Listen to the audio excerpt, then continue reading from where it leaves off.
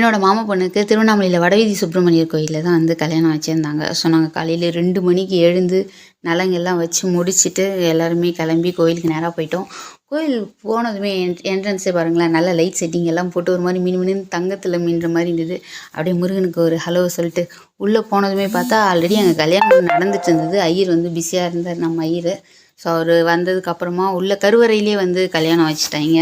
வெளியில் வந்து நிறைய கல்யாணம் பண்ணுறவங்க வெயிட் பண்ணியிருந்ததால் எங்களுக்கு வந்து உள்ளே பண்ணாங்க.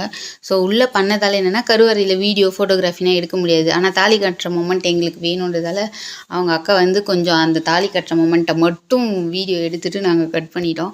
அதேமாதிரி கல்யாணம் ஆகும்போது பார்த்திங்கன்னா, அரோகரா அரோகரான்னு சொல்லி கோயில் மணி அடித்து கல்யாணம் பண்ணதெல்லாம் கொஞ்சம் நல்லா புதுசாக இருந்தது. அப்புறம் வெளியில் வந்து எல்லார்கிட்டையும் ஆசீர்வாதம் வாங்கிட்டு அப்படியே கோயிலை சுற்றி 3 முறை சாமியை சுற்றி வரணும் இல்லையா, சுற்றி வந்துட்டு நாங்கள் கிளம்பிட்டோம். இதில் என்னென்னா, நம்ம கோயிலுக்கு போகும்போது அங்கே கோயிலுக்கு சாமி கும்பிட வந்திருக்கவங்களும் நம்மளோட சேர்ந்து அரோகரான்னு வேண்டதெல்லாம் நல்லா இருந்தது.